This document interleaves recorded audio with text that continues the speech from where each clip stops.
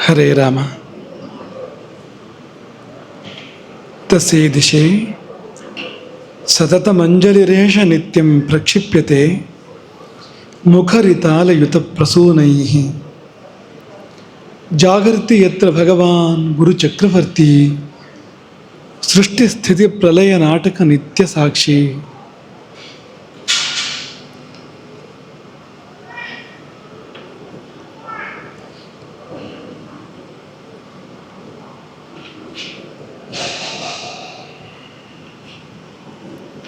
ನಮೋಸ್ತು ರಾಮಾಯ ಸಲಕ್ಷ್ಮಣಾಯ ದೇವ್ಯೈ ಚ ತಸ್ಯೈ ಜನಕಾತ್ಮಜಾಯೈ. ನಮೋಸ್ತು ರುದ್ರೇಂದ್ರ ಯಮಾನಿಲೇಭ್ಯಃ ನಮೋಸ್ತು ಚಂದ್ರಾರ್ಕ ಮರುದ್ಗಣೇಭ್ಯಃ.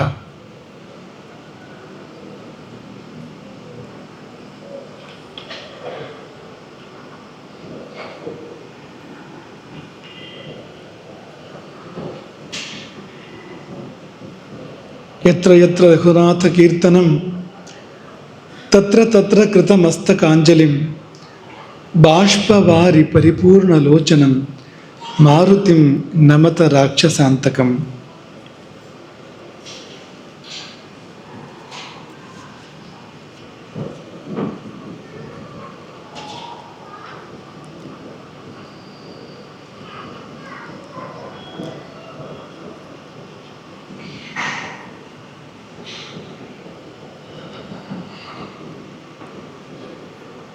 ಬೆಳಕಿಲ್ಲದಿದ್ದರೆ ಬದುಕಿಲ್ಲ, ಗುರುವಿಲ್ಲದಿದ್ದರೆ ಬೆಳಕಿಲ್ಲ. ಜೀವನದ ಪಥದಲ್ಲಿ ಮುಂದೆ ಸಾಗುವುದಕ್ಕೆ ನಮಗೆ ದಾರಿಯಾಗುವ, ಬೆಳಕಾಗುವ ಆ ಗುರು ಪರಂಜ್ಯೋತಿಯನ್ನು ಎಷ್ಟು ನೆನೆದರೂ ಕಡಿಮೆ, ನಿತ್ಯ ನೆನೆದರೂ ಕಡಿಮೆ. ಪ್ರತಿ ಕ್ಷಣ ನಮನದ ಕೃತಜ್ಞತೆಗಳನ್ನು ಸಲ್ಲಿಸಿದ್ರು ಕೂಡ ಅದು ಕಡಿಮೆ. ಅದು ಎಲ್ಲ ಋಣಗಳನ್ನು ತೀರಿಸಬಹುದು, ಗುರು ಋಣ ಅದು ತೀರುವಂಥದ್ದಲ್ಲ. ನಾವು ತೀರವನ್ನು ಸೇರಿದರೆ ಅಂದರೆ ನಾವು ಮುಕ್ತಿಗೆ ಹೋದರೆ ಮಾತ್ರ ತೀರುವಂಥದ್ದು, ಅಲ್ಲಿವರೆಗೂ ಅದು ತೀರುವಂಥದ್ದಲ್ಲ. ಅಂಥದ್ದದು ಗುರು ಋಣ. ಅಂತಹ ಗುರುವನ್ನು ನೆನೆಸುವ ಸಲುವಾಗಿ ನಾವೆಲ್ಲರೂ ಇಲ್ಲಿ ಸೇರಿದ್ದೇವೆ. ನಮ್ಮ ಮನೆಯಲ್ಲಿ ಆ ಹೆಸರೇ ಒಂದು ಅದ್ಭುತ. ಇನ್ನೆಲ್ಲಿಯೂ ಯಾವ ಸಂಸ್ಥೆಗೂ ಯಾವ ಕಟ್ಟಡಕ್ಕೂ ಈ ಒಂದು ಹೆಸರಿರೋದು ನಮ್ಮ ಗಮನದಲ್ಲಿ ಇಲ್ಲ, ಇಲ್ಲಿಗೆ ಮಾತ್ರ ಇರುವಂಥದ್ದು ನಮ್ಮ ಮನೆ ಅಂತ. ಹಾಗಾಗಿ ಇದರ ವೈಶಿಷ್ಟ್ಯ ಏನಂದರೆ, ಈ ನಮ್ಮ ಮನೆಗೆ ಗುರುಗಳು ಬಂದರೆ ಎಲ್ಲರೂ ಹೇಳ್ಬೋದು ನಮ್ಮ ಮನೆಗೆ ಗುರುಗಳು ಬಂದಿದ್ದಾರೆ ಅಂತ ಅಲ್ವಾ. ಈಗ ಯಾರೇ ಒಬ್ಬರ ವೈಯಕ್ತಿಕ ಮನೆಗೆ ಹೋದರೆ ಅವರು ಮಾತ್ರ ಹೇಳ್ಬೋದು ನಮ್ಮ ಮನೆಗೆ ಗುರುಗಳು ಬಂದಿದ್ದಾರೆ ಅಂತ. ಬೇರೆಯವರು ಹೇಳಲಿಕ್ಕೆ ಸಾಧ್ಯ ಇಲ್ಲ. ಬೇರೆಯವರು ಅವರ ಮನೆಗೆ ಗುರುಗಳು ಬಂದಿದ್ದಾರೆ ಅಂತ ಹೇಳಬೇಕು ಹೊರತು ನಮ್ಮ ಮನೆಗೆ ಬಂದಿದ್ದಾರೆ ಅಂತ ಹೇಳಲಿಕ್ಕೆ ಸಾಧ್ಯವಾ? ಅಥವಾ ಯಾವುದೇ ಮಠಕ್ಕೆ ನಾವು ಹೋದರೂ ಕೂಡ ನಮ್ಮದೇ, ಈಗ ಮೂಲ ಮಠಕ್ಕೋ ಪ್ರಧಾನ ಮಠಕ್ಕೋ ಕೆಕ್ಕಾರ ಮಠಕ್ಕೋ ಅಥವಾ ಮಾಣೆ ಮಠಕ್ಕೋ ಯಾವುದೇ ಮಠಕ್ಕೆ ಹೋದರೆ ಗುರುಗಳು ಮಾಣೆ ಮಠಕ್ಕೆ ಬಂದಿದ್ದಾರೆ, ಗುರುಗಳು ಬಾನ್ಕುಳಿ ಮಠಕ್ಕೆ ಬಂದಿದ್ದಾರೆ ಅಂತ ಹೇಳ್ಬೋದು. ನಮ್ಮ ಮನೆಗೆ ಬಂದಿದ್ದಾರೆ ಅಂತ ಹೇಳಲಿಕ್ಕೆ ಸಾಧ್ಯವಾ ಅಂತ. ಈ ನಮ್ಮ ಮನೆಗೆ ಗುರುಗಳು ಬಂದಿದ್ದಾರೆ ಅಂತ ನಮ್ಮ ಮನೆಗೆ ಬಾರದಿದ್ರೂ ಹೇಳಬೇಕು ಅಂದರೆ ಗುರುಗಳು ನಮ್ಮ ಮನೆಗೆ ಇಲ್ಲಿಗೆ ಬಂದಿರಬೇಕು ಹೊರತು ಬೇರೆ ಸಂದರ್ಭವೇ ಇಲ್ಲ ಅದಕ್ಕೆ. ನಾವು ನಮ್ಮ ಮನೆಗೆ ಬರುವಾಗ ಒಂದು ಮನೆ ಭೇಟಿ ಇತ್ತು. ಸಮಯದ ಕೊರತೆ ಇತ್ತು, ಎಲ್ರಿಗೂ ಮಂತ್ರಾಕ್ಷತೆ ಕೊಡಲಿಕ್ಕೆ ಸಾಧ್ಯ ಆಗಲಿಲ್ಲ. ಉಳಿದವರಿಗೆ ನಮ್ಮ ಮನೆಗೆ ಒಂದು ಆಶೀರ್ವಾದ ತಗೊಳ್ಳಿ ಅಂತ ಹೇಳಿದ್ವು. ಅಲ್ಲಿ ಚಿಕ್ಕ ಮಕ್ಕಳನ್ನ ಕರ್ಕೊಂಡು ಇದ್ದಂಥ ಹಿರಿಯರಿದ್ದರು. ಅವರವರ ಮಕ್ಕಳಿಗೆ ಹೇಳುವಂಥದ್ದು, ನಾಡ್ದಿಂಗೆ ನಮ್ಮ ಮನೆಗೆ ಹೋಗಿ ಅಲ್ಲಿ ಗುರುಗಳ ಆಶೀರ್ವಾದ ತೆಕ್ಕೊಂಬ. ಆ ಮಕ್ಕಳಿಗೆ ಪೂರ್ತಿ ಅರ್ಥ ಆಗಲಿಕ್ಕೆ ಅದು ನಮ್ಮ ಮನೆಗೆ ಹೋಗಿ ಗುರುಗಳ ಆಶೀರ್ವಾದ ತಗೊಳ್ಳೋದು ಏನು ಅಂತ. ಅದು ಅಷ್ಟು ಸ್ವಾರಸ್ಯ ಇದೆ ಈ ಹೆಸರಿಗೆ ಅಂತ. ಎಷ್ಟು ಈ ಜಗತ್ತಿನ ಎಲ್ಲ ಮಮತೆಯನ್ನು ಸುರಿದು ಒಂದೆಡೆ ಸೇರಿಸಿ ಒಂದು ಹೆಸರು ಹುಟ್ಕೊಳ್ಳೋದಾದರೆ ನಮ್ಮ ಮನೆ ತುಟ್ಕೊಳ್ಬೋದು ಆ ಹೆಸರು ಎಂಬುದಾಗಿ ನಾವು ಭಾವಿಸುವಂಥದ್ದು. ಆದರೆ ನಮ್ಮ ಮನೆಗೆ ನಾವು ಬಾರದೆ 12 ವರ್ಷ ಆಯಿತು. ಎಷ್ಟು ವಿಚಿತ್ರ ಆಗ್ತದೆ ನೋಡಿ. ನಮ್ಮ ಮನೆಗೆ ನಾವು ಬಾರದೆ ವರ್ಷ 12 ಆಗಿತ್ತು. ಆದ ಬಳಿಕ ಮತ್ತೆ ನಮ್ಮ ಮನೆಗೆ ಬರುವ ಅವಕಾಶ ಬರಬಾರ್ದಂತೇನಲ್ಲ, ಕೂಡಿ ಬರಲಿಲ್ಲ ಅಂತಷ್ಟು ಮಾತ್ರ ಹೇಳಬೇಕು. ಅದಕ್ಕೆ ಇದೆಲ್ಲ ಏನು ಅಂದರೆ ಕೂಡಿ ಬಂದರೆ ಮಾತ್ರ ಆಗುವಂಥದ್ದು, ಕೂಡಿ ಬಂದ ಹೊರತು ಆಗುವಂಥದ್ದಲ್ಲ. ರಾಮಚಂದ್ರಾಪುರ ಮಠವನ್ನು, ಹೊಸನಗರದ ರಾಮಚಂದ್ರಾಪುರ ಮಠವನ್ನು ದೊಡ್ಡ ಗುರುಗಳೇ ಕಟ್ಟಿದ್ದು, ಆದರೆ ಅವರಲ್ಲಿ ವಸತಿ ಮಾಡಲೇ ಇಲ್ಲ. ಯಾವಾಗ ಕಟ್ಟಿದ್ದು? 69ನೇ ಇಸ್ವಿಯಲ್ಲಿ ಕಟ್ಟಿದ್ದು, ಅಷ್ಟು ಮೊದಲು ಕಟ್ಟಿದ್ದು. ಆದರೆ ಅವರು ವಸತಿ ಮಾಡಲಿಲ್ಲ ಅಲ್ಲಿ. ಆದರೆ ನಮಗೆ ಅಲ್ಲಿಗೆ ಹೋಗಿ ಅಂತ ಕಳಿಸ್ಕೊಟ್ರು ನಮ್ಮನ್ನು. ಹೊಸನಗರದ ರಾಮಚಂದ್ರಾಪುರ ಮಠಕ್ಕೆ ಹೋಗಬೇಕು ಅಂತಲೇ ಕಳುಹಿಸಿಕೊಟ್ರು. ಅವರು ತೀರ್ಥಹಳ್ಳಿ ಮಠದಲ್ಲಿ ವಾಸ ಮಾಡ್ತಾಯಿದ್ರು. ನಮ್ಮನ್ನು ಕಳುಹಿಸಿಕೊಟ್ಟಿದ್ದು ಹೊಸನಗರದ ರಾಮಚಂದ್ರಾಪುರ ಮಠಕ್ಕೆ. ಯಾಕೆ ಹೀಗೆ ಅಂದರೆ ಅದು ಹಾಗೆ ಅಂತ, ಅದು ಮಠದ ನಡೆ, ಅದು ದೈವದ ವಿಚಿತ್ರವಾಗಿರುವಂಥ ಗತಿ ಅದು ಅಂತ. ಯಾವುದು ಎಲ್ಲಿ ಯಾವಾಗ ಹೇಗೆ ಆಗಬೇಕು ಅನ್ನುವಂಥದ್ದು ಮೊದಲೇ ನಿರ್ಧಾರ ಅದು. ಹಾಗೆ ಆರಾಧನೆಯೊಟ್ಟಿಗೆ ನಾವು ಇಲ್ಲಿಗೆ ಬರುವಂತೆ ಆಯಿತು ನಮ್ಮ ಮನೆಗೆ. ಈ ಆರಾಧನೆ ಕೂಡ ಈ ಆರಾಧನೆ ಇಲ್ಲ, ಮೊದಲಿನ ಆರಾಧನೆ ಆಗಬೇಕಾಗಿತ್ತು ಇಲ್ಲಿ. ಅದು ಇನ್ನೊಂದು ಕಥೆ ಅದು. ಇವತ್ತು ನಮ್ಮ ಕಾರ್ಯಕರ್ತರ ಮುಖದಲ್ಲೆಲ್ಲ ನಗು ಬರ್ತಾ ಇದೆ ಅದನ್ನು ಹೇಳುವಾಗ. ಆದರೆ ಕೆಲವೇ ಸಮಯದ ಹಿಂದೆ ಇದೇ ಕಾರ್ಯಕರ್ತರು ಬಂದು ಕಣ್ಣು ತುಂಬ ನೀರು ತುಂಬಿಕೊಂಡು ಏನು ಒಂದು ಮಾತನ್ನು ಆಡದೆ, ಒಂದು ಶಬ್ದವನ್ನು ಹೇಳದೆ ಬಂದು ನಮ್ಮ ಎದುರು ನಿಂತು ರದ್ದಾಗಿತ್ತು. ಇಲ್ಲಿ ಆಗಬೇಕಾದ ಕಾರ್ಯಕ್ರಮ ಮುಂದೆ ಹೋಗಿತ್ತು. ಕಳೆದ ದೊಡ್ಡ ಗುರುಗಳ ಆರಾಧನೆ ಆಗಬೇಕಾಗಿತ್ತು ಇಲ್ಲಿ. ಅದು ಮುಂದೆ ಹೋಗುವಾಗ ಅವರಿಗಾದ ಬೇಸರಕ್ಕೆ ಅದು ಇತಿಮಿತಿಯೇ ಇಲ್ಲ. ನಮಗೂ ಆಗಿದೆ ಅಷ್ಟೇ ದುಃಖ, ನಮಗೂ ಕೂಡ ಆಗಿದೆ. ಯಾಕೆಂದರೆ ಅದೊಂದು ಅನಿವಾರ್ಯ ಪರಿಸ್ಥಿತಿ, ಅದೊಂದು ಕೈ ಮೀರಿದ ಒಂದು ಸಂದರ್ಭ ಅಂತ ಹೇಳ್ಬೋದು, ಬೇರೆ ದಾರಿ ಇಲ್ಲ ಅಂಥ ಸಂದರ್ಭ. ಹಾಗಾಗಿ ಈ ಒಂದು ಕಾರ್ಯಕ್ರಮ ಮಾತ್ರ ಅಂತಲ್ಲ, ಹಿಂದೆ ಮುಂದಿನ ಎಲ್ಲ ಕಾರ್ಯಕ್ರಮಗಳು ಒಟ್ಟಿಗೆ ಆ ಸಮಯದಲ್ಲಿ ಮುಂದಕ್ಕೆ ಹೋಗಿದ್ದಾವೆ. ಆದರೆ ಅದೆಲ್ಲಕ್ಕಿಂತ ಈ ಕಾರ್ಯಕ್ರಮ ಆಚೆ ಈಚೆ ಆಗುವಾಗ ಅದು ಜೀರ್ಣ ಮಾಡ್ಕೊಳ್ಳಿಕ್ಕೆ ಬಹಳ ಕಷ್ಟ ಆಗಿದೆ ಇಲ್ಲಿಯ ಕಾರ್ಯಕರ್ತರಿಗೆ, ಪದಾಧಿಕಾರಿಗಳಿಗೆ. ಯಾಕೆಂದರೆ ಅಷ್ಟು ಮನಸ್ಸಿಟ್ಟು ಎಲ್ಲ ಸೇರಿ ಕೆಲಸ ಮಾಡಿದರು.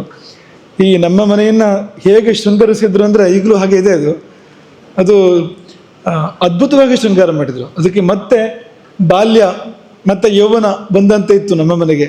ಒಂದು ಗ್ರಹಣ ಹಿಡಿದಿದ್ದು ಆ ಗ್ರಹಣ ಬಿಟ್ಟಂತೆ ಇತ್ತು. ಅಷ್ಟು ಈ ನಮ್ಮ ಮನೆಗೆ ಒಂದು ಶೋಭೆಯನ್ನು ಕಾರ್ಯಕರ್ತರು ತಮ್ಮ ಶ್ರಮದ ಮೂಲಕ, ಸಭೆಯ ಮೂಲಕ ತಂದು ಕೊಟ್ಟಿದ್ರು.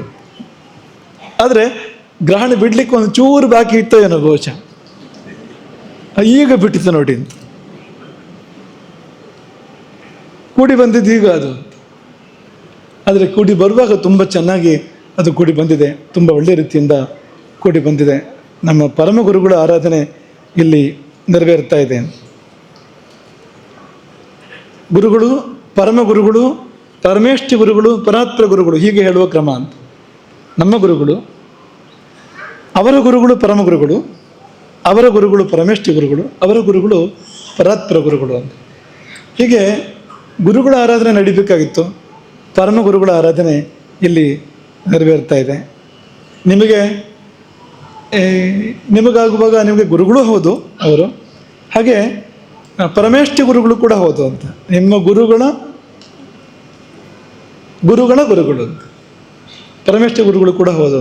ಅವರ ಆರಾಧನೆ ಇಲ್ಲಿ ಸಂಪನ್ನಗೊಂಡಿದೆ. ಆ ಈರ್ವರು ಮಹಾಗುರುಗಳು, ಒಬ್ಬರು 33ನೇವರು, ಅವರು ಆನೆಯನ್ನೇರಿ ಮೆರೆದವರು. ಅವರ ಮುಂದಿನವರು ಇವತ್ತು ಅವರ ಆರಾಧನೆ ಕಾರ್ಯಕ್ರಮ ನೆರವೇರಿದೆ. ಅವರು ಅದೇ ಆನೆಯ ದಂತಗಳಿಂದ ಸಿಂಹಾಸನವನ್ನು ನಿರ್ಮಾಣ ಮಾಡಿಸಿರ್ತಕ್ಕಂಥವ್ರು.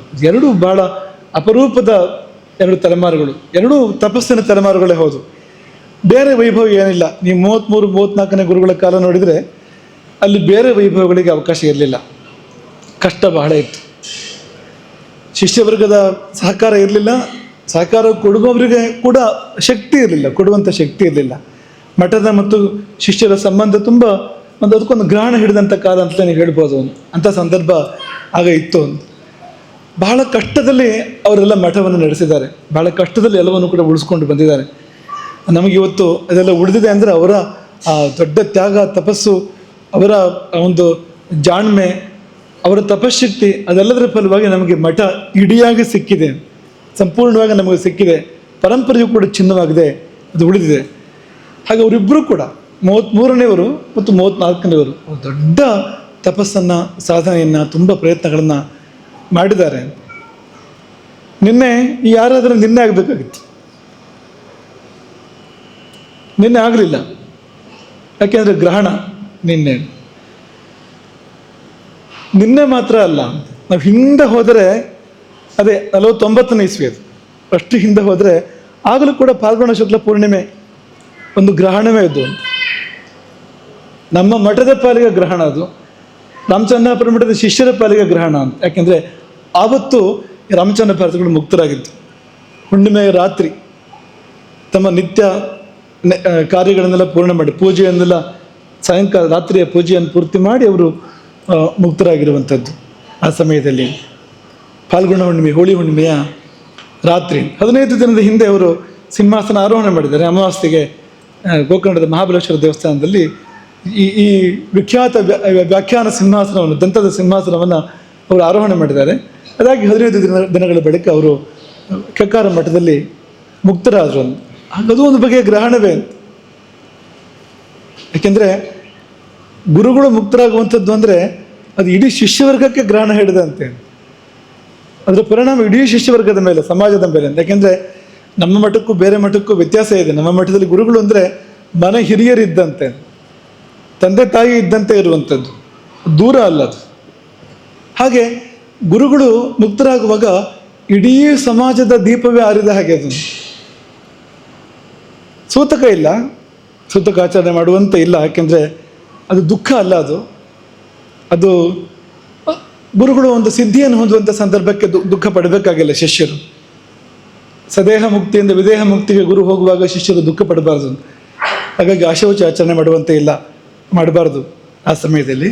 ಆದರೆ ಭಾವ ಹಾಗೆ ಇರ್ತದೆ ಆ ಸಂದರ್ಭದಲ್ಲಿ, ಒಂದು ಗ್ರಹಣ ಅವಸ್ಥೆ. ಹಾಗೆ ನಿನ್ನೆ ಕೂಡ ಹಾಗೆ ಬಂತದ್ದು, ಗ್ರಹಣವೇ ನಿನ್ನೆ. ಹಾಗಾಗಿ ಇಂದು ಮಾಡಬೇಕಾದ ಪ್ರಮೇಯ. ಯಾಕೆಂದರೆ ಇಲ್ಲಿ ಭೋಜನಕ್ಕೆ ತುಂಬ ಪ್ರಾಮುಖ್ಯ ಇದೆ, ವಿಪ್ರ ಭೋಜನಕ್ಕೆ ಆರಾಧನೆಯಲ್ಲಿ ನೀವೆಲ್ಲ ಇವತ್ತು ನೋಡಿದ್ದೀರಿ, ಅತಿಶಯವಾದ ಪ್ರಾಮುಖ್ಯ ಇದೆ. ನಿನ್ನೆ ಅದನ್ನು ಮಾಡಲಿಕ್ಕೆ ಅಡ್ಡಿ ಇದೆ. ಯಾಕೆಂದರೆ ಚಂದ್ರಗ್ರಹಣ ಅದು ಗ್ರಸ್ತೋದಯ, ಅಂದರೆ ಗ್ರಹಣ ಹಿಡಿದೇ ಚಂದ್ರನ ಉದಯ ಆಗುವಂಥದ್ದು. ಹಾಗೆ ಹಿಂದಕ್ಕೆ ಉಪವಾಸದ ಅವಧಿ ವಿಸ್ತಾರ ಆಗ್ತದೆ, ನಿರಾಹಾರದ ಅವಧಿ ವಿಸ್ತಾರ ಆಗ್ತದೆ ಆ ಸಮಯದಲ್ಲಿ. ಹಾಗಾಗಿ ನಿನ್ನೆ ಅದು ಮಾಡಲಿಕ್ಕೆ ಅನುಕೂಲ ಇರಲಿಲ್ಲ, ಇವತ್ತು ಅದನ್ನು ಮಾಡಬೇಕಾದ ಪ್ರಮೇಯ ಬಂತು. ಈಗ ಕಾಲ ಹೇಗೆ ಬಂದಿದೆ ಅಂದರೆ ಇದೆಲ್ಲ ಯಾಕೆ ಅಂತ, ಅಂದರೆ ಗ್ರಹಣ ಕಾಲದಲ್ಲಿ ಊಟ ಮಾಡಬಾರ್ದು ಅಂತೆಲ್ಲ ಯಾಕೆ ಅಂತ, ಅದು ಮುದ್ದಾಂ ಆ ಸಮಯದಲ್ಲಿ ಊಟ ಮಾಡಿ ತೋರಿಸುವಂಥದ್ದೆಲ್ಲ ಇದೆ ಇವತ್ತು. ಈಗ ನಿನ್ನೆಲ್ಲ ನಡೆದಿರ್ಬೋದು ಕೆಲವು ಕಡೆ ಗ್ರಹಣದಲ್ಲಿ ಇದೆಲ್ಲ ಮೂಢನಂಬಿಕೆ, ಜಾಡ್ಯ. ಇದು ಯಾಕೆ ಊಟ ಮಾಡಬಾರ್ದು, ಊಟ ಮಾಡುವ ಏನಾಗ್ತದೆ ಎಂಬುದಾಗಿ ಆ ರೀತಿಯೆಲ್ಲ ತೋರಿಸುವಂಥ ಪದ್ಧತಿ ಇದೆ. ಹಾಗೆ ಗ್ರಹಣದ ಬಗ್ಗೆ ಕೂಡ ತುಂಬ ತಪ್ಪು ಕಲ್ಪನೆಗಳಿದ್ದಾವೆ. ಭಾರತೀಯರಿಗೆ ಗ್ರಹಣದ ಬಗ್ಗೆ ಏನು ಗೊತ್ತೇ ಇರಲಿಲ್ಲ. ಗ್ರಹಣ ಅಂದರೆ ಈ ಸೂರ್ಯಚಂದ್ರರನ್ನು ಹಾವು ನುಂಗುತ್ತದೆ ಅಂತ ಎನ್ನುವ ತಪ್ಪು ಕಲ್ಪನೆ ಇತ್ತು ಭಾರತೀಯರಿಗೆ. ಹಾವಿಯಲ್ಲಿ ಸೂರ್ಯಚಂದ್ರರನ್ನು ಹಾವು ನುಂಗಲಿಕ್ಕೆ ಸಾಧ್ಯವಾ, ಇಂಥದ್ದೆಲ್ಲ ತಪ್ಪು ಕಲ್ಪನೆಗಳು ಭಾರತೀಯರಿಗಿತ್ತು ಎನ್ನುವಂತೆ ನಮ್ಮ ಚಿಕ್ಕ ವಯಸ್ಸರು ಕೂಡ ನಾವು ನೋಡಿದ್ದೇವೆ. ನಮ್ಮ ಚಿಕ್ಕ ವಯಸ್ಸಿನಲ್ಲಿ ಈ ಬುದ್ಧಿಜೀವಿಗಳ ಸ್ವಲ್ಪ ಅಟಪ ಜಾಸ್ತಿ ನಡೀತಾ ಇತ್ತು. ಈಗ ಸ್ವಲ್ಪ ಅರಿವು ಮೂಡ್ತಾ ಇದೆ, ಈ ಕಾಲ ಬದಲಾಗ್ತಾ ಇದೆ. ಆದರೆ ಆ ಕಾಲದಲ್ಲಿ ಭಾರಿ ಇತ್ತದು. ಹಾಗಾಗಿ ಮುಕ್ತವಾಗಿ ಚರ್ಚೆಗಳು, ಮುಕ್ತವಾಗಿ ಟೀಕೆಗಳು ನಡೀತಾ ಇದ್ವು ಅಂತ. ಆದರೆ ಹಾಗೆ ಇಲ್ಲ ಅಂತ. ನಿಮಗೆ 2 ಪಂಕ್ತಿಗಳನ್ನು ನಾವು ಹೇಳ್ತೇವೆ. ಇದು ಒಂದು ಆರ್ಯಭಟನ ಪಂಕ್ತಿ. ಇದು ಆರ್ಯಭಟೀಯದ ಗೋಳಪಾದ ಅಧ್ಯಾಯ 4 ಶ್ಲೋಕ 37. ಛಾದಯತಿ ಶಶಿ ಸೂರ್ಯಂ ಶಶನಂ ಮಹತೀಚ ಭೂಚ್ಛಾಯ. ಗ್ರಹಣ ಅಂದರೆ ಏನು ಅಂತ ಒಂದು ಸಾಲಿನಲ್ಲಿ ಇಷ್ಟು ಚಂದವಾಗಿ ಆರ್ಯಭಟ ಹೇಳಿದಾನೆಂದರೆ ತುಂಬ ಸಂತೋಷ ಆಗ್ತದೆ ಅಂತ. ಛಾದಯತಿ ಶಶಿ ಸೂರ್ಯಂ. ಶಶಿ ಅಂದರೆ ಚಂದ್ರನು, ಸೂರ್ಯನನ್ನು ಛಾದಯತಿ ಮರೆ ಮಾಡ್ತಾನೆ, ಅದು ಗ್ರಹಣ. ಈ ಸೂರ್ಯ ಚಂದ್ರ ಭೂಮಿ ಒಂದೇ ರೇಖೆಯಲ್ಲಿ ಬಂದಾಗ, ಸೂರ್ಯ ಮತ್ತು ಭೂಮಿಯ ಮಧ್ಯೆ ಚಂದ್ರ ಅಡ್ಡ ಆದಾಗ, ಸೂರ್ಯನಿಗೆ ಚಂದ್ರ ಅಡ್ಡ ಆದಾಗ ಸೂರ್ಯಗ್ರಹಣ ಆಗುವಂಥದ್ದು. ಅದನ್ನು ಎಷ್ಟು ಚಂದದಲ್ಲಿ 3 ಶಬ್ದದಲ್ಲಿ ಆರ್ಯಭಟ ಹೇಳುವಂಥದ್ದು. ಛಾದಯತಿ ಶಶಿ ಸೂರ್ಯಂ. ಶಶಿಯು ಚಂದ್ರನು ಸೂರ್ಯನನ್ನು ಮರೆ ಮಾಡ್ತಾನೆ. ಸೂರ್ಯಗ್ರಹಣದ ವಿವರಣೆ ಮುಗಿತು. ಮತ್ತು ಚಂದ್ರಗ್ರಹಣದ ಬಗ್ಗೆ ಹೇಳುವಾಗ ಶಶಿನಂ ಮಹತೀಚ ಭೂಛಾಯಾ. ಶಶಿಯನ್ನು, ಚಂದ್ರನನ್ನು ದೊಡ್ಡದಾದ ಭೂಮಿಯ ನೆರಳು ಮರೆ ಮಾಡ್ತದೆ, ಅದು ಚಂದ್ರಗ್ರಹಣ. ಅವರಿಗೆ ಗೊತ್ತಿರಲಿಲ್ವಾ ಗ್ರಹಣದ ಬಗ್ಗೆ? ಈ ಶ್ಲೋಕ ಇದೆಯಲ್ಲ, ಇದರಲ್ಲಿ ಏನು ಗೊಂದಲಕ್ಕೂ ಕೂಡ ಅವಕಾಶ ಇಲ್ಲ. ಸೀದಾ ವಿಷಯವನ್ನು ಹೇಳ್ತಾ ಇದ್ದೇನೆ.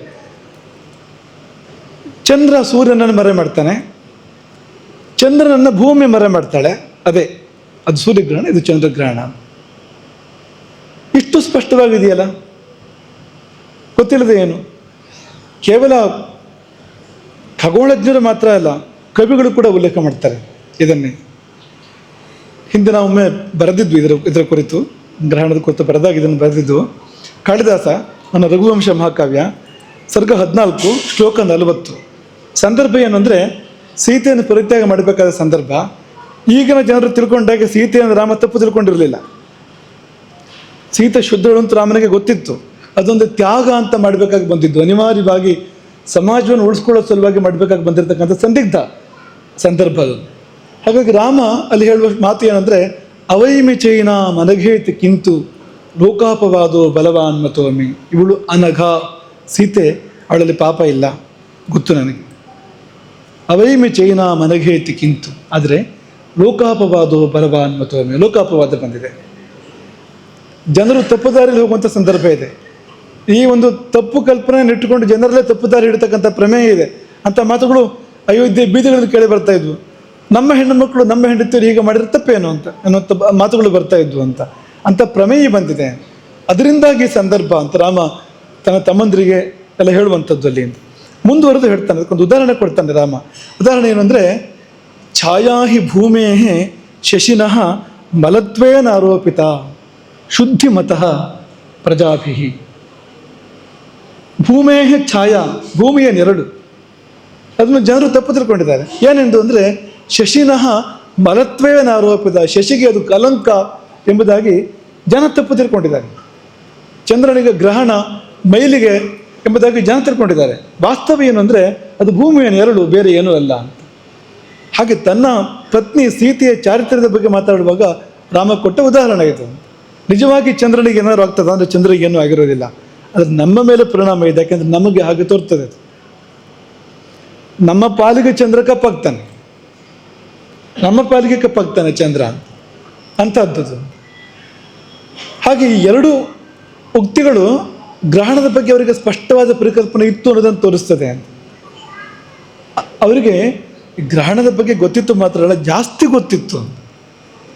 ಈಗ ಆಧುನಿಕ ವಿಜ್ಞಾನಕ್ಕೆ, ಆಧುನಿಕ ಸಮಾಜಕ್ಕೆ ಏನು ಗೊತ್ತಿದೆಯೋ ಅದಕ್ಕಿಂತ ಬಹಳ ಹೆಚ್ಚು ಗೊತ್ತಿತ್ತು. ಏನು ಗೊತ್ತಿತ್ತು ಅಂದರೆ, ಗ್ರಹಣದ ಪರಿಣಾಮಗಳು ಗೊತ್ತಿತ್ತು. ಗ್ರಹಣದಿಂದ ದೇಹದ ಮೇಲೆ ಏನು ಪರಿಣಾಮ, ಜೀವದ ಮೇಲೆ ಏನು ಪರಿಣಾಮ ಸ್ಪಷ್ಟವಾಗಿ ಗೊತ್ತಿತ್ತು. ಅವರಿಗೆ ಜನ್ಮ ಜನ್ಮಗಳ ಗತಿ ಗೊತ್ತಿತ್ತು. ಗ್ರಹಣದಲ್ಲಿ ಊಟ ಮಾಡಿದರೆ ಜೀರ್ಣ ಆಗೋದಿಲ್ಲ ಅಂತ ಅವರು ಹೇಳಲಿಲ್ಲ, ಕಾಯಿಲೆ ಬರ್ತದೆ ಅಂತ ಅವರು ಹೇಳಲಿಲ್ಲ. ಏನು ಹೇಳಿದ್ರು ಅಂದರೆ, ಜನ್ಮಾಂತರಗಳಲ್ಲಿ ಕುಷ್ಠರೋಗ ಬರ್ಬೋದು, ಸಪ್ತ ಜನ್ಮಸು ಕುಷ್ಠಿ ಸ್ಯಾತ್, 7 ಜನ್ಮದ ಒಳಗೆ ಕುಷ್ಠರೋಗ ಬರ್ಬೋದು. ಅದು ಬರಬಹುದು ಎಂಬುದನ್ನು ಬಲ್ಲವರು ಸಾಧಿಸಿ ತೋರಿಸಿದ್ದಾರೆ. ಆ ವಿವರಕ್ಕೆ ನಾವು ಈಗ ಹೋಗೋದಿಲ್ಲ. ಯೋಗಿಗಳು, ಇತ್ತೀಚಿನ ತಲೆಮಾರಿನ ಯೋಗಿಗಳು ಅದನ್ನು ಸಾಧಿಸಿ ತೋರಿಸಿದ್ದಾರೆ. ಅದು ಬರಬಹುದು ಅಂತ, ಬರಲಿಕ್ಕೆ ಅವಕಾಶ ಇದೆ ಅಂತ ಸಾಧಾರಣವಾಗಿ ಸಾಧಿಸಿದ್ದಾರೆ. ಅದನ್ನು ಅದು ಗೊತ್ತಾಗಬೇಕಾದ್ರೆ ಯೋಗ ದೃಷ್ಟಿ ತೆರಿಬೇಕಾಗ್ತದೆ. ಅದಿಲ್ಲದೆ ಅದು ಗೊತ್ತಾಗೋದಿಲ್ಲ.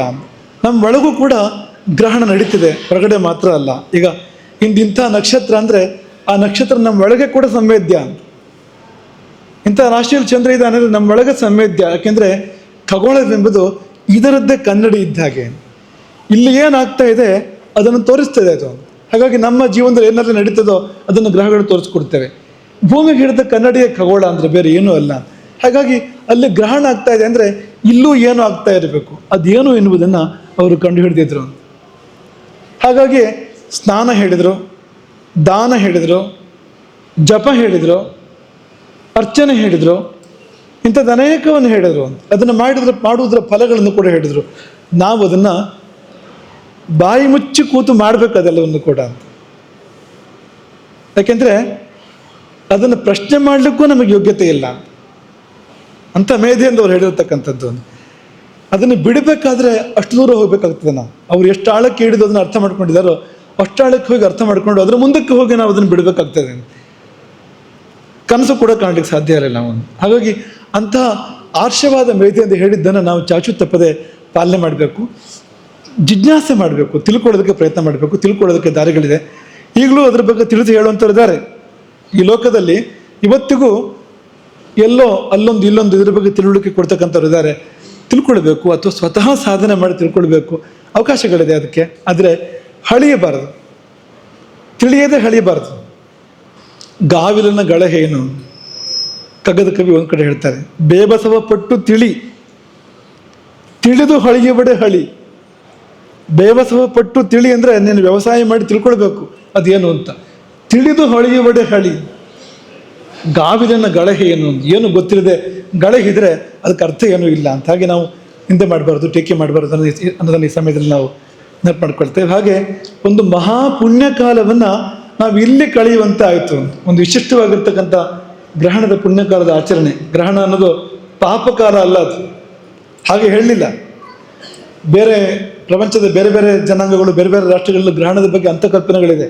ಅದು ಏನೊಂದು ಕೆಡುಕು ಅನ್ನುವ ಕಲ್ಪನೆ ಇದೆ. ನಮ್ಮಲ್ಲಿ ಹಾಗೆ ಹೇಳಿಲ್ಲ, ಅದು ಮಹಾಪುಣ್ಯಕಾಲ.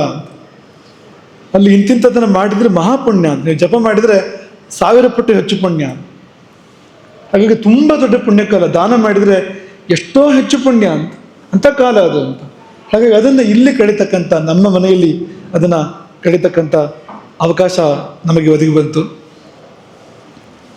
ನಮ್ಮ ಮನೆಗೆ ಅಂದರೆ ಈ ಪೂರ್ವಾಶ್ರಮದ ಮನೆಯನ್ನು ನಮ್ಮ ಮನೆ ಅಂತ ಹೇಳುವಂತ ಇಲ್ಲ ನೋಡಿ, ಇದನ್ನು ಹೇಳ್ಬೋದು ನಮ್ಮ ಮನೆ ಅಂತ ಸಂದರ್ಭ. ಅಂದರೆ ನಾವು ಹುಟ್ಟಿದ ಮನೆಯನ್ನು ನಾವು ನಮ್ಮ ಮನೆ ಅಂತ ಹೇಳುವಾಗಿಲ್ಲ, ಎಲ್ಲರ ಮನೆ ಇದು ಅಂತ. ಇದನ್ನು ನಾವು ನಮ್ಮ ಮನೆ ಅಂತ ಒಬ್ಬ ವಿಶ್ವಾಸದಿಂದ ಹೇಳ್ಬೋದು. ಇಲ್ಲಿ ಬಂದು ಆ ಪುಣ್ಯಕಾಲವನ್ನು ಆಚರಣೆ ಮಾಡುವಂಥ ಮರುದಿನವೇ ಈ ಒಂದು ಆರಾಧನೆಯ ಮಹಾಕಾರ್ಯವನ್ನು ನಡೆಸ್ತಕ್ಕಂಥ ಸಂದರ್ಭ ಒದಗಿ ಬಂದಿದ್ದಕ್ಕೆ ನಾವು ತುಂಬ ಸಂತೋಷ ಪಡ್ತೇವೆ. ಇದರಿಂದಾಗಿ ನಮ್ಮ ಮನೆಗೆ ಒಳ್ಳೆಯದಾಗಲಿ ಮತ್ತು ನಮ್ಮ ಮನೆಗಳಿಗೆಲ್ಲ ಒಳ್ಳೆಯದಾಗಲಿ ಅಂತ, ಎರಡೂ ಆಗಲಿ. ಇಲ್ಲಿಯೂ ಅಲ್ಲಿಯೂ ಎಲ್ಲರ ಮನೆಗಳಿಗೂ, ನಮ್ಮ ಮನೆಗಳು ನೀವೇನು ಹೇಳ್ತೀರಿ, ಎಲ್ಲ ಕಡೆ ಒಳ್ಳೆಯದಾಗಲಿ. ಮತ್ತು ಇಲ್ಲಿಯೂ ಕೂಡ ತುಂಬ ಸಂತೋಷ ಯಾಕಾಗ್ತದೆ ಅಂದರೆ, ಬಹಳ ಕಷ್ಟಪಟ್ಟು ಮಾಡಿರ್ತಕ್ಕಂಥದ್ದು. ಆ ಕಟ್ಟುವ ಕಾಲದ ಸಂದರ್ಭಗಳು ನಮಗೆ ನಮ್ಮ ಕಣ್ಮುಂದಿದೆ. ತುಂಬ ಕಷ್ಟಪಟ್ಟು ಮಾಡಿದ್ದು. ಆಮೇಲಿನ ಕಷ್ಟಗಳು ಬೇರೆ ತರಹದ್ದು, ಅದರ ನಂತರದ್ದು, ಅದನ್ನು ನಾವು ನೋಡಿದ್ದೇವೆ. ಅದು ಗ್ರಹಣ ಕಾಲವೇ ಅದಲ್ಲ. ಅದೆಲ್ಲ ಕಳೆದು ಮತ್ತೆ ಈಗ ಒಂದು ಪುಣ್ಯಕಾಲ ಬಂತಲ್ಲ, ಗ್ರಹಣ ಮೋಕ್ಷದ ಕಾಲ ಬಂತಲ್ಲ, ಅದಕ್ಕಾಗಿ ನಾವು ತುಂಬ ಸಮಾಧಾನ ಪಡ್ತೇವೆ, ಸಂತೋಷ ಪಡ್ತೇವೆ. ಅದಕ್ಕೊಂದು ಕಗ್ಗ ನೆನಪಾಗ್ತದೆ ನನಗೆ. ರದನೋದಯ ಜ್ವರಕ್ಕೆ ಸಿಲುಕದಿಹ ಶಿಶುವಿರದು. ಬರೀ ನಮ್ಮ ಮನೆಗೆ ಮಾತ್ರ ಅಂತಲ್ಲ, ಈ ಕಷ್ಟ ಸಮಸ್ಯೆ ಅನ್ನೋದು ಎಲ್ಲ ಕಡೆ ಇರುವಂಥದ್ದು ಅಂತ. ಈ ರದನೋದಯ ಅಂದರೆ ಹಲ್ಲು ಹುಟ್ಟೋದು. ಈ ಮಕ್ಕಳಿಗೆ ಹಲ್ಲು ಹುಟ್ಟುತ್ತದಲ್ಲ, ಹಲ್ಲು ಹೋಗಿ ನಿಜವಾದ ಹಲ್ಲು ಹುಟ್ಟುತ್ತದಲ್ಲ, ಆಗೊಂದು ಜ್ವರ ಬರ್ತದೆ ಅಂತ. ಆ ಜ್ವರ ಬರೆದಿರೋರು ಯಾರಿದ್ದಾರೆ ಅಂತ. ಹಲ್ಲು ಹುಟ್ಟುವ ಮೊದಲೇ ತೀರಿ ಹೋದರೆ ಜ್ವರ ಬರಲಿಕ್ಕಿಲ್ಲ ಅವನಿಗೆ ಇದ್ದಾನೆ ಅಂತಂದರೆ ಜ್ವರ ಬರಬೇಕು ಅವನಿಗೆ. ಯಾಕೆಂದರೆ ರದನೋದಯ ಜ್ವರ, ಹಲ್ಲು ಹುಟ್ಟುವ ಜ್ವರ ಬರಲೇಬೇಕು, ಹಲ್ಲು ಹುಟ್ಟಬೇಕಲ್ಲ, ಆ ಜ್ವರ ಬರಲೇಬೇಕು ಅಂತ. ಹಾಗಾಗಿ ರದನೋದಯ ಜ್ವರಕ್ಕೆ ಸಿಲುಕದಿಹ ಶಿಶುವಿರದು. ಅದರಂತೆಯೇ ವಿಧಿಯೊದೆಗೆ ಸಿಲುಕದಿಹ ನರಜಂತುವಿರದು. ವಿಧಿಯ ಒದೆ, ವಿಧಿಯ ಪೆಟ್ಟು, ಅದಕ್ಕೆ ಸಿಲುಕ್ತಾ ಇರತಕ್ಕಂಥ ಮನುಷ್ಯ ಯಾರೂ ಇಲ್ಲ. ಎಲ್ಲರಿಗೂ ಜೀವನದಲ್ಲಿ ಒಂದಲ್ಲ ಒಂದು ದಿನ ವಿಧಿಯ ಒದೆ ಅದು ಬಿದ್ದಿರ್ತದೆ ಎಲ್ಲರಿಗೂ ಅಂತ. ಅವರಿವರು ಬೆನ್ನ ಭೇದ ಏನೂ ಇಲ್ಲ. ಅವತಾರ ಪುರುಷರು ಕೂಡ ಬಂತು, ಕಷ್ಟ ಬಂದೇ ಬರ್ತದೆ ಅವರ ಜೀವನದಲ್ಲಿ ಕೂಡ ಅಂತ. ಒದೆಪೆಟ್ಟು ಮುಗಿದಂದು, ಈಗ ಒದೆಪೆಟ್ಟಿಗೂ ಒಂದು ಕಾಲ ಇರ್ತದೆ, ಸುಖಕ್ಕೂ ಮತ್ತೊಂದು ಕಾಲ ಇರ್ತದಲ್ವಾ, ಅಭ್ಯುದಯಕ್ಕೂ ಇನ್ನೊಂದು ಕಾಲ ಇರ್ತದಲ್ವಾ. ಈಗ ಒದೆಪೆಟ್ಟು ಮುಗಿದಂದು ರಾಹು ದಂಷ್ಟ್ರದೆ ಹೊರಟ ವಿಧುಬಿಂಬವೋ ನೀನು ಮಂಕುತಿಮ್ಮ. ಆ ಕಾಲ, ಗ್ರಹಣದ ಕಾಲ, ಆ ಒಂದು ಕಷ್ಟ ಕಾಲ ಕಳೆದ ಮೇಲೆ ಒಳ್ಳೆ ಕಾಲ ಬಂದಾಗ ಒದೆಪೆಟ್ಟು ಮುಗಿದಂದು ರಾಹು ದಂಷ್ಟ್ರದೆ ಹೊರಟ, ರಾಹುವಿನ ಬಾಯಿಯಿಂದ ಹೊರಗೆ ಬಂದಿರತಕ್ಕಂಥ ವಿಧುಬಿಂಬ, ಚಂದ್ರಬಿಂಬ ನೀನು. ಚಂದ್ರಬಿಂಬ ನಮ್ಮ ಮನೆ. ಗ್ರಹಣ ಮುಕ್ತವಾಗಿರ್ತಕ್ಕಂಥ ಚಂದ್ರಬಿಂಬ ಅದು ನಮ್ಮ ಮನೆ ಎಂಬುದಾಗಿ ನಾವು ಈ ಸಮಯದಲ್ಲಿ ಅದನ್ನು ಉಲ್ಲೇಖ ಮಾಡ್ತೇವೆ. ಆ ಕಳೆ ಸರ್ವತ್ರ ಸಂವೇದ್ಯ. ನಮ್ಮ ಮನೆಯ ಒಳಗೆ ಹೊರಗೆ ನೀವು ಎಲ್ಲಿ ಹೋದರೂ ಕೂಡ ಇವತ್ತು ಆ ಗೆಲುವು, ಆ ಕಳೆ, ಆ ಸಂತೋಷ, ಆ ಸಮಾಧಾನ ನಿಮಗೆ ಕಾಣಸಿಗ್ತದೆ. ರಾಜರಾಜೇಶ್ವರಿ ಇಲ್ಲಿಯ ಅಧಿದೈವ, ಇಲ್ಲಿಯ ಆರಾಧ್ಯ ದೇವತೆ ಆಕೆ ಕಣ್ಣು ತೆರೆದಿದ್ದಾಳೆ. ಹಾಗಾಗಿ ಒಂದು ವೈಭವ ನಮ್ಮ ಮನೆಗೆ ಮರಳಿ ಬರ್ತಾ ಇದೆ ಎಂಬುದಾಗಿ ನಾವು ಭಾವಿಸ್ತೇವೆ.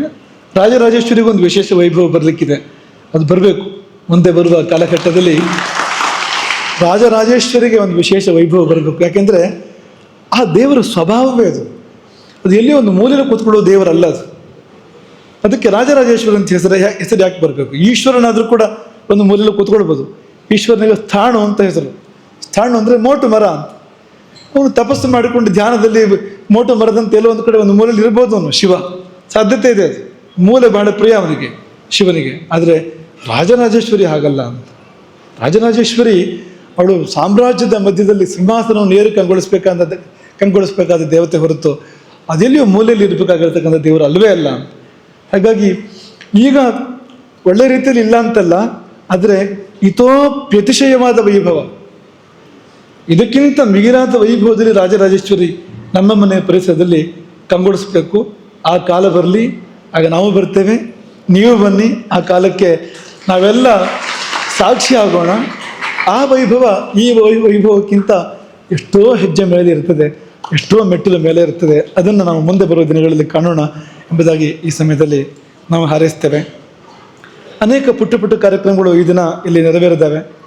ಒಂದು ಈ ನಮ್ಮ ಮನೆ ಇದರ ಒಂದು ಜಾಲತಾಣ, ಸಾಮಾಜಿಕ ಜಾಲತಾಣ ಇದರ ಲೋಕಾರ್ಪಣೆ ಆಗಿದೆ.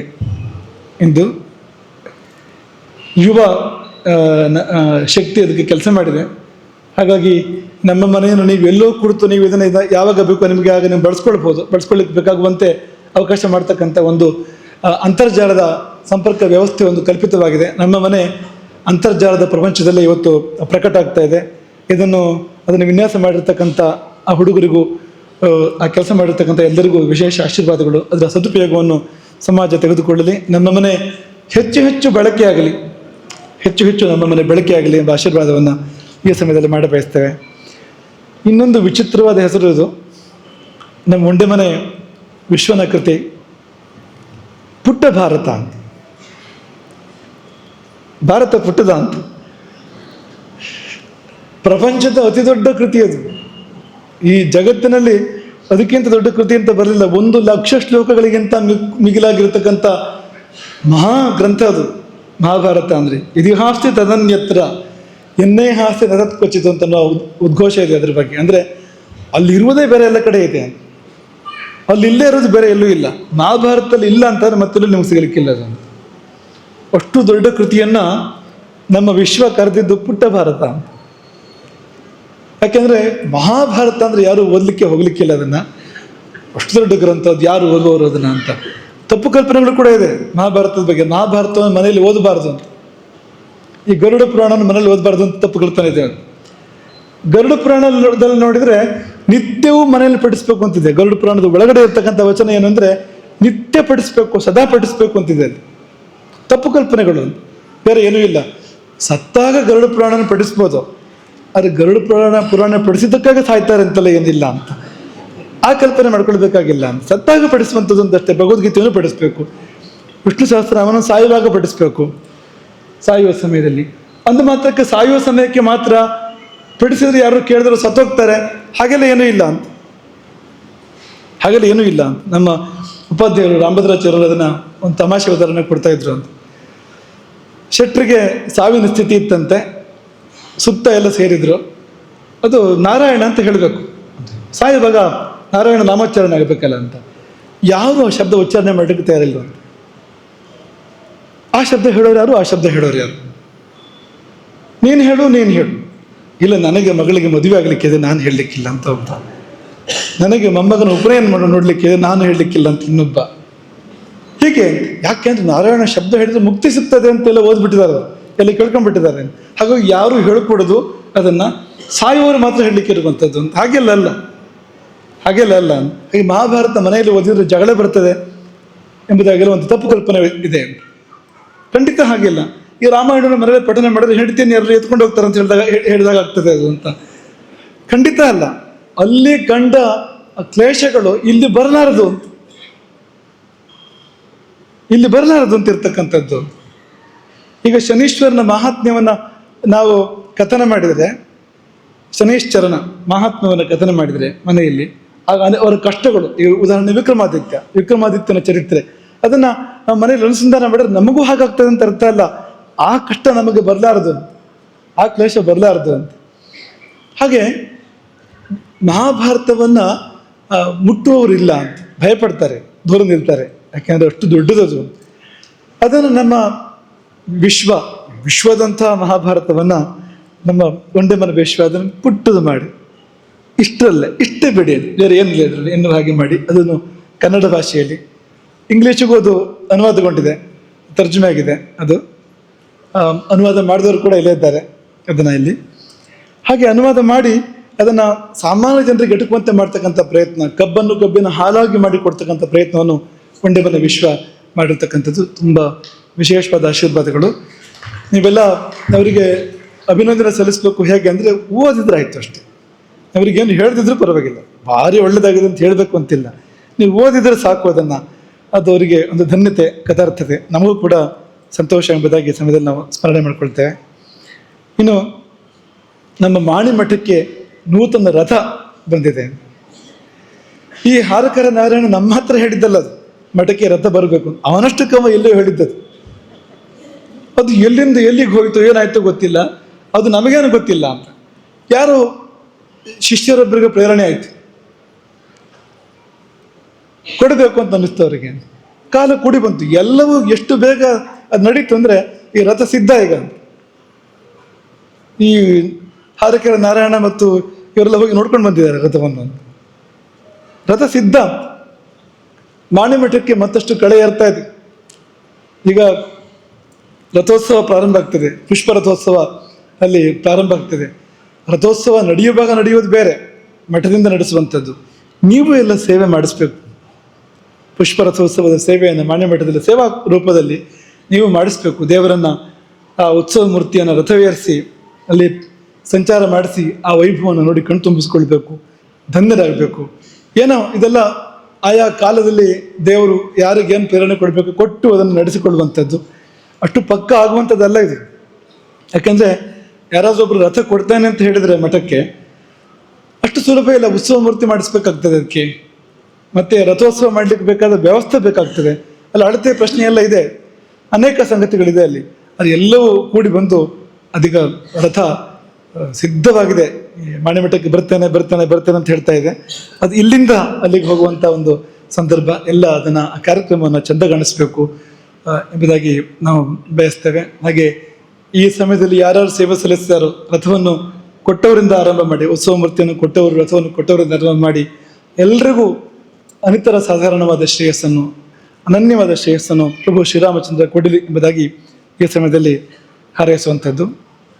ಒಂದು ಆಮಂತ್ರಣ ಪತ್ರಿಕೆ ಬಿಡುಗಡೆಯಾಗಿದೆ. ಶಂಕರ ಪಂಚಮಿ ಕಾರ್ಯಕ್ರಮ ನಮ್ಮ ಮುಂದೆ ಇದೆ. ಆ ಶಂಕರ ಪಂಚಮಿಯ ಕಾರ್ಯಕ್ರಮದಲ್ಲಿ ಈ ಬಾರಿ ಒಂದು ವಿಶೇಷ ಅಂದರೆ, ಈ ಅಡಿಕೆಗೆ ರೋಗ ಬರ್ತಾ ಇದೆಯಲ್ಲ, ಅದಕ್ಕೆ ಪರಿಹಾರದ ಕಾರ್ಯಕ್ರಮವನ್ನು ಮಾಡಲಾಗ್ತಾ ಇದೆ. ಕುರಿತಾಗಿ ಸಂಕಲ್ಪಿಸಿ, ಯಾರ್ಯಾರ ತೋಟಕ್ಕೆ ರೋಗ ಬಂದಿದೆಯೋ ಅವರ ಕುರಿತಾಗಿ ಸಂಕಲ್ಪ ಮಾಡಿ ಅವರಿಗೆ ರಕ್ಷೆಯನ್ನು, ತೋಟಕ್ಕೆ ರಕ್ಷೆಯನ್ನು ಕೊಡುವಂಥ ಅಂಥದ್ದೊಂದು ಕಾರ್ಯಕ್ರಮವನ್ನು ನಮ್ಮದೇ ಇಚ್ಛೆ, ನಮ್ಮದೇ ಒಂದು ಮಾರ್ಗದರ್ಶನದ ಮೇರೆಗೆ ಶಂಕರ ಪಂಚಮಿಯಲ್ಲಿ ಮಾಡಲಾಗ್ತಾ ಇದೆ. ಹಾಗಾಗಿ ಈ ಬಾರಿ ಶಿಷ್ಯರೆಲ್ಲ ಬನ್ನಿ ಅನ್ನೋದೊಂದು ಕರೆ.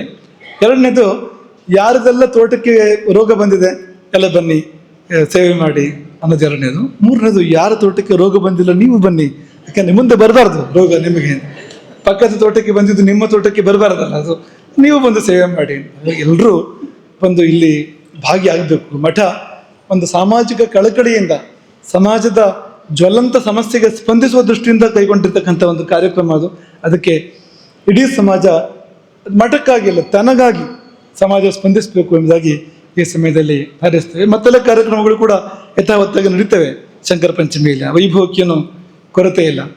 ಪಕ್ಕದಲ್ಲಿ ರಾಮೋತ್ಸವ, ಅದು ಇನ್ನೂ ಮೊದಲೇ ಬರುವಂಥದ್ದು. ವೈಶಾಖ ಮಾಸದಲ್ಲಿ ಶಂಕರ ಪಂಚಮಿ ಬಂದರೆ ಚೈತ್ರ ಮಾಸದಲ್ಲಿ ರಾಮನವಮಿ ಬರ್ತದೆ. ಆಗಸ್ಟಲ್ಲೂ ಕೂಡ ಹಾಗೆ ಆರ್ದ್ರ ಪುನರ್ವಸು, ಶಂಕರಾಚಾರ್ಯರ ನಕ್ಷತ್ರ ಆರ್ದ್ರ, ಶ್ರೀರಾಮನ ನಕ್ಷತ್ರ ಪುನರ್ವಸು, ಅದು ಅಕ್ಕಪಕ್ಕವೇ ಹತ್ತಿರ ಇರ್ತಕ್ಕಂಥದ್ದು ಅಲ್ಲಿಯೂ ಕೂಡ ಅಂತ. ಹಾಗೆ ಮುಂಚಿತವಾಗಿ ರಾಮೋತ್ಸವ ಹೊಸನಗರದ ಪ್ರಧಾನ ಮಠದಲ್ಲಿ ನಡೀಲಿಕ್ಕಿದೆ. ಅವರೆಲ್ಲ ಬಂದಿದ್ದಾರೆ, ನಮ್ಮ ಪ್ರಧಾನ ಮಠದ ಸಮಿತಿಯವರೆಲ್ಲ ಬಂದಿದ್ದಾರೆ ಇವತ್ತಿಲ್ಲಿಗೆ. ಅವರು ಬರಲಿಕ್ಕೆ ಇನ್ನೊಂದು ಮುಖ್ಯ ಕಾರಣ ಇದೆ. ಅದೇನೆಂದರೆ, ಮಠದ ಪುನರ್ ನಿರ್ಮಾಣವನ್ನು ಮಾಡ್ತಾ ಇದ್ದಾರೆ. ಮಠ ಪುನಃ ಸೃಷ್ಟಿಯಾಗ್ತಾ ಇದೆ, ಮಹತ್ವದ ಸಂದರ್ಭ ಅದು. ಯಾಕೆಂದರೆ ಈಗಿರುವ ಮಠಕ್ಕೆ ಅನೇಕ ಸಂಗತಿಗಳಿದೆ. ಆ ಮಠದ ಬದಲು ಬೇರೆ ಮಠ ನಿರ್ಮಾಣ ಮಾಡಲೇಬೇಕಾದ ಸಂದರ್ಭ ಇದೆ. ಅದಕ್ಕೆ ಎಷ್ಟೋ ಶತಮಾನದ ಹಿಂದೆ ಮಾಡಬೇಕಾಗಿರುವಂಥದ್ದು ಈಗ ಕಾಲ ಕೂಡಿ ಬರ್ತಾ ಇದೆ. ಹಾಗಾಗಿ ಅದು ಪ್ರಧಾನ ಮಠ ಎನ್ನುವಂಥದ್ದು ಕೇವಲ ಒಂದು ಊರಿಗೆ ಸೀಮಿತ ಅಲ್ಲ, ಒಂದು ಪ್ರಾಂತ್ಯಕ್ಕೆ ಸೀಮಿತ ಅಲ್ಲ, ಇಡೀ ಸಮಾಜಕ್ಕೆ ಸಂಬಂಧಪಟ್ಟಿರ್ತಕ್ಕಂಥದ್ದು. ಅವರು ಕೂಡ ಬಂದು ನಿಮ್ಮನ್ನು ಪ್ರೀತಿಯಿಂದ ನಿಮ್ಮದೇ ಪ್ರಧಾನ ಮಠಕ್ಕೆ ಆಮಂತ್ರಣ ಮಾಡ್ತಾ ಇದ್ದಾರೆ. ಹಾಗಾಗಿ ಅದು ಇನ್ನೊಂದು ಸಂದರ್ಭ, ಅಲ್ಲಿಯೂ ಕೂಡ ನೀವೆಲ್ಲ ಆ ಕಾರ್ಯದಲ್ಲಿ ಭಾಗಿಯಾಗಬೇಕು ಎಂಬುದನ್ನು ಈ ಸಮಯದಲ್ಲಿ ನಾವು ನೆನಪಿಸ್ಪಡ್ತೇವೆ. ಹೀಗೆ ಹಲವು ಶುಭಗಳ ಸಮಾಹಾರವಾಗಿ ನಮ್ಮ ಮನೆಯ ಈ ಆರಾಧನೆಯ ಕಾರ್ಯಕ್ರಮ, ನಾಳೆ ಇಲ್ಲಿ ಖ್ಯಾಪನೆಯ ಕಾರ್ಯಕ್ರಮ ಕೂಡ ನಡೀಲಿಕ್ಕಿದೆ. ನಮಗೆ ಇಲ್ಲಿ ಪ್ರವೇಶ ಮಾಡುವಾಗ ಪೂರ್ಣಕುಂಭ ತೋರಿಸುವಾಗ ಮಾತೆಯರು ಹೇಳಿದ್ದು ನಮಗೆ 12 ವರ್ಷ ಆಯಿತು ಸಂಸ್ಥಾನ ಇಲ್ಲಿಗೆ ಬಂದು. ಹೌದಾ ಅಂತ ಆಯ್ತು ನಮ್ಗೆ ಒಂದ್ಸಾರಿ ತುಂಬ ಕಷ್ಟ ಆಯಿತು ಮನಸ್ಸಿಗೆ. 12 ವರ್ಷ ಆಯ್ತು ನಾವು ಬಾರದೆ ಇಲ್ಲಿಗೆ ಅಂತ. ಆದರೆ ಅದೀಗ ಕೂಡಿ ಬಂದಿದೆ ಅಂತ, ಒಂದು ಪಾದಮಂಡಲ ಪೂರ್ತಿಯಾದ ನಂತರ ಅದಾಗಿದೆ. ಹಾಗಾಗಿ ಒಂದು ಈ ಗ್ರಹಣ ಮುಕ್ತಿಯ ಸಂದರ್ಭವನ್ನು ಸಂತೋಷದಲ್ಲಿ ನಾವೆಲ್ಲರೂ ಕೂಡ ಆಚರಣೆ ಮಾಡೋಣ. ನಮ್ಮ ಮನೆಯನ್ನು ಉತ್ತುಂಗಕ್ಕೆ ನಾವು ಒಯ್ಯೋಣ. ಅದಕ್ಕೆ ನಾವು ಬೇರೆಯನ್ನು ಮಾಡಬೇಕಾಗಿಲ್ಲ. ರಾಜರಾಜೇಶ್ವರಿಯನ್ನು ಉತ್ತುಂಗದಲ್ಲಿ ನಾವಿಟ್ಟರೆ ನಮ್ಮ ಮನೆ ತಾನಾಗಿ ಉತ್ತುಂಗಕ್ಕೆ ಹೋಗ್ತದೆ. ಅದಕ್ಕಾಗಿ ಬೇರೆ ಏನೂ ಕೂಡ ಮಾಡಬೇಕಾದಿಲ್ಲ. ಹಾಗಾಗಿ ಮುಂದೆ ರಾಜರಾಜೇಶ್ವರಿಯ ಸೇವೆಗೆ ನಾವೆಲ್ಲರೂ ಕೂಡ ಸಿದ್ಧರಾಗೋಣ. ಎಲ್ಲರಿಗೂ, ನಮ್ಮ ಮನೆಯ ಎಲ್ಲರಿಗೂ, ಸಮಸ್ತರಿಗೂ ಸಮಸ್ತ ವಿಧವಾದ ಶುಭಗಳು ಏರ್ಪಡಲಿ. ನಿಮ್ಮೆಲ್ಲರ ಬದುಕಿನ ಗ್ರಹಣ ಬಿಡಲಿ. ಏನೇನು ಗ್ರಹಣಗಳು ಹಿಡಿದಿದೆಯೋ ನಿಮ್ಮನ್ನು ಒಳಗೆ ಹೊರಗೆ, ಆ ಎಲ್ಲ ಗ್ರಹಣಗಳು ಬಿಟ್ಟು ಹೋಗಲಿ. ಮತ್ತು ನಿಮ್ಮ ಜೀವನವೇ ಒಂದು ಆರಾಧನೆ ಆಗಲಿ. ಆರಾಧನೆಗೆ ಒಂದು ಭಾಗವಹಿಸಿ ಊಟ ಮಾಡಿ ಹೋಗುವಂಥದ್ದಷ್ಟೇ ಅಲ್ಲ, ನಿಮ್ಮ ಬದುಕೇ ಯದ್ಯತ್ ಕರ್ಮ ಕರೋಮಿ ತತ್ತದಖಿಲಂ ಶಂಭೋ ತವ ಆರಾಧನ. ನೀವು ಕೂತರ ನಿಂತರೆ ಅದು ಆರಾಧನೆ ಆಗುವಂತೆ, ನೀವು ಊಟ ಮಾಡಿದರೆ ನಿದ್ದೆ ಮಾಡಿದರೆ ಅದು ಆರಾಧನೆ ಆಗುವಂತೆ, ನೀವು ಮಾತನಾಡಿದರೆ ಓಡಾಡಿದರೆ ಆರಾಧನೆ ಆಗುವಂತೆ, ಅಂಥ ಬದುಕನ್ನು ಬದುಕುವಂಥ ಆಶೀರ್ವಾದವನ್ನು ಪೂರ್ಣಮೇತಿಯಿಂದ ಮುಕ್ತರಾಗಿರ್ತಕ್ಕಂಥ ಪೂರ್ಣ ಗುರುಗಳು, ಆ ಗುರುವಿನ ಆ ಪೂರ್ಣತೆಯ ಆ ಪರಂಜ್ಯೋತಿ ನಿಮಗೆಲ್ಲರಿಗೂ ಅಂಥ ಆಶೀರ್ವಾದವನ್ನು ಕೊಟ್ಟು ನಿಮ್ಮನ್ನು ಪೂರ್ಣರನ್ನಾಗಿ ಮಾಡಿರಿ. ನಿಮಗೆಲ್ಲ ಉಳಿತಾಗಲಿ ಅಂತ ಪುಣ್ಯ ಆಗ್ತದೆ. ಹರೇ ರಾಮ. ಮಂಡಲಾಧೀಶ್ವರ ಶ್ರೀಮದ್ ಜಗದ್ಗುರು ಶಂಕರಾಚಾರ್ಯ ಶ್ರೀ ಶ್ರೀ ರಾಘವೇಶ್ವರ ಭಾರತಿ ಮಹಾರಾಜ್ ಕಿ ಜೈ.